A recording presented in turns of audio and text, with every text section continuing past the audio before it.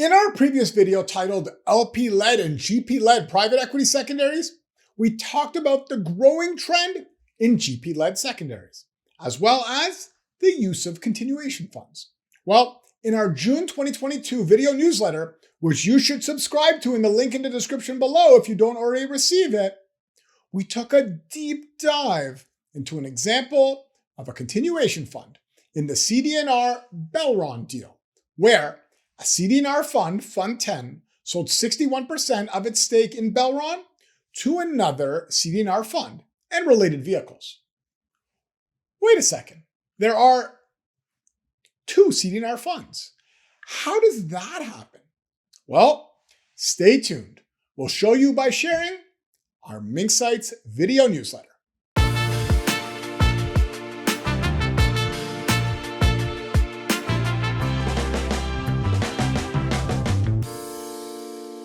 In this edition of Mink Sites, we will walk you through the Belron deal, a recent deal where Hellman and Friedman, GIC, Blackrock, and CD&R are involved in a private equity transaction to invest in Belron. We'll go through the history of Belron, followed by the details of the deal, and then we will analyze the deal. So let's get started with the history of Belron.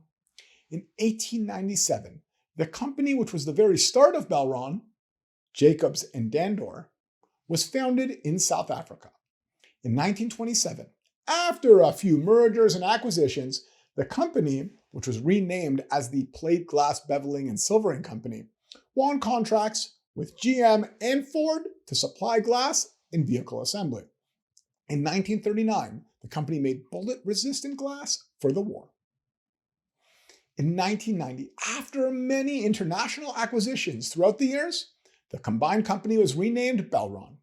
In 1992, South African breweries bought Belron, and in 1999, the Belgian company D'Ieteren bought Belron, and in the following years, worked closely with Belron's leadership team to grow the business in current and new markets, including in 2007 when Belron acquired Safelite in the US, a cornerstone acquisition in Belron's history.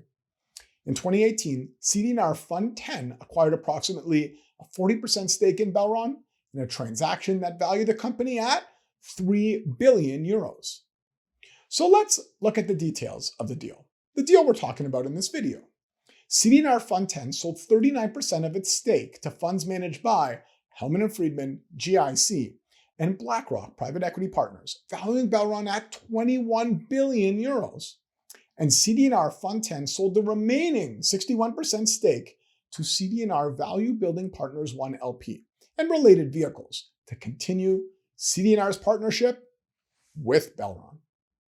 So let's analyze the deal.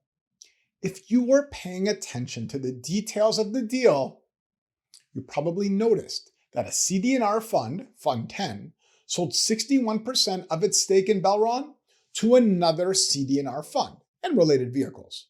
You may be asking, how does that happen? Well, this is commonly referred to in the industry as a continuation fund.